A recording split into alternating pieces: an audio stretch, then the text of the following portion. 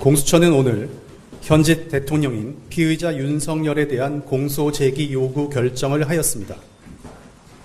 공수처는 비상계엄 사태 발생 직후 사실상 공수처의 수사 인력의 전부인 부장검사 2명, 평검사 9명, 수사관 24명 및 처차장으로 구성된 비상계엄 TF를 만들어 50하루 동안 온 힘을 다해 법과 원칙에 따라 수사를 진행했습니다. 공수처는 사안의 중요성과 엄중함, 그리고 국민의 알 권리 등을 고려하여 이번 비상계엄 사건에 대한 공수처의 주요 수사 경과와 결과를 국민 여러분들께 말씀드리는 자리를 가지게 되었습니다. 먼저 수사 경과입니다.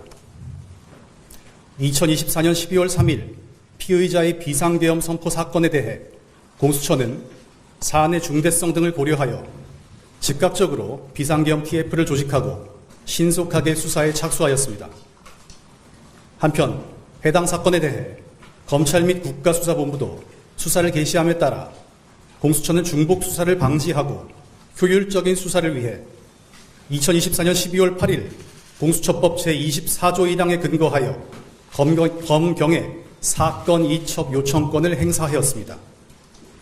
이후 2024년 12월 11일 공수처, 경찰 국가수사본부, 국방부 조사본부가 함께하는 공조수사본부가 출범하게 되었습니다.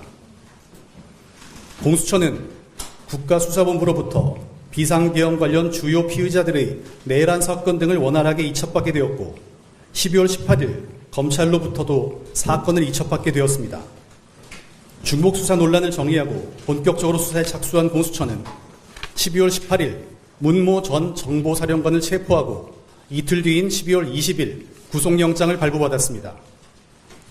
이후 공수처는 12월 30일 총 5회에 걸쳐 수사기관의 출석 요구에 불응했던 현직 대통령인 피의자에 대한 체포영장, 수색영장, 통신영장을 발부받았습니다.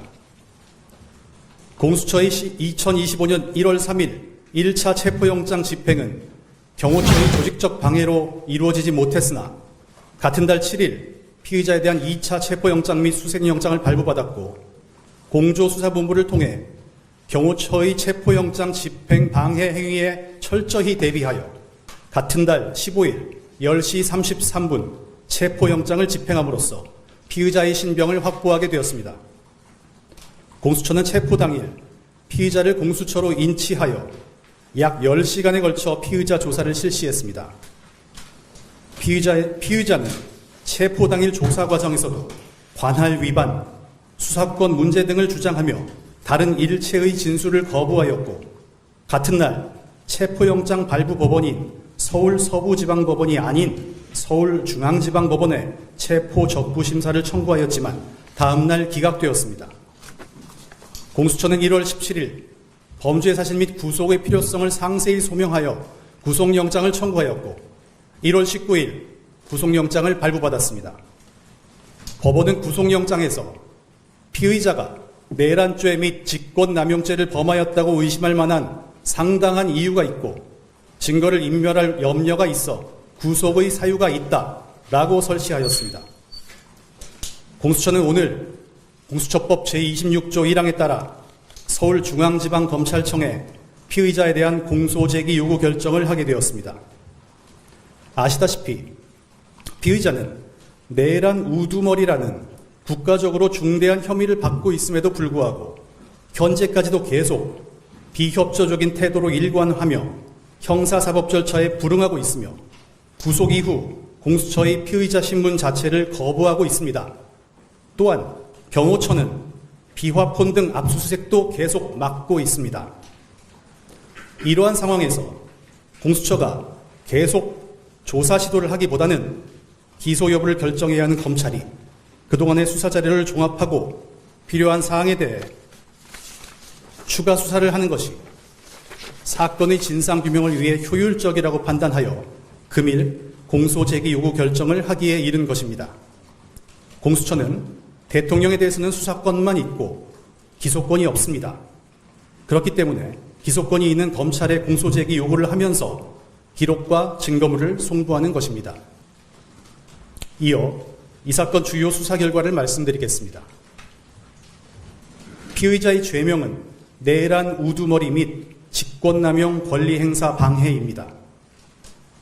피의자의 범죄 사실 요지는 피의자가 전 국방부 장관 및 군 사령관들과 공모하여 2024년 12월 3일 국가 권력을 배제하거나 국헌을 문란하게 할 목적으로 비상계엄을 선포함으로써 폭동을 일으키고 직권을 남용하여 국회 경비대 소속 경찰관들과 계엄군들에게 의무 없는 일을 하게 하고 국회의원들의 계엄 해제 요건 행사를 방해하였다는 것입니다. 공수처는 기존 국가수사본부 및 검찰의 수사 결과뿐만 아니라 공수처 자체 수사로 확보한 증거를 종합하여 공소제기 요구 결정을 하게 되었습니다. 공수처는 피의자가 비상계엄에 얼마의 병력 투입을 원했는지에 관한 진술, 비상계엄 해제 직후 국회의원 체포와 또 다른 비상계엄을 언급한 진술 등 여러 군 관계자들의 진술을 확보하였습니다. 또한 김 전 장관과 노 전 사령관이 비상계엄 전에 만남을 가지며 계엄을 모의한 정황 등 내란 주요 임무 종사자들의 여러 혐의 사항에 대해서도 다수의 주요 증거를 확보하여 이를 기록화하였습니다. 향후 조치에 대해서 설명드리겠습니다.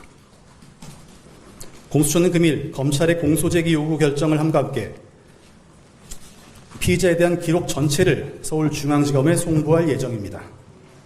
특히 조사를 회피하고 있는 피의자에 대해 즉각적인 조사가 가능하도록 피의자 신문조서 초안과 영장 청구 관련 자료 등도 모두 수사보고서로 편철하여 검찰에 제공할 예정입니다.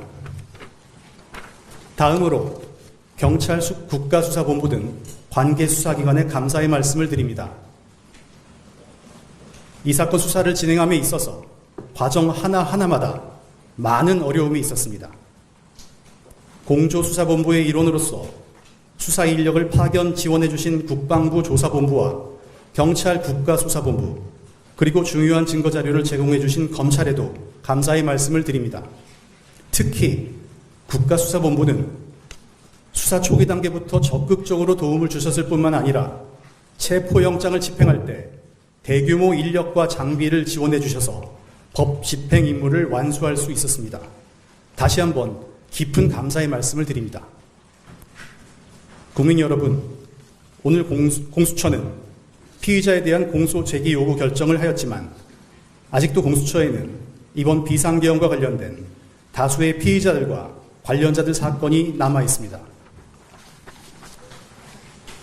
공수처는 앞으로도 계속 대상자의 지위 고하를 막론하고 법과 원칙에 따라 책임 있는 수사 대상자는 모두 의법 조치될 수 있도록 관계기관과 긴밀히 협조하여 엄정하게 비상계엄 수사를 계속해 나가겠습니다. 감사합니다.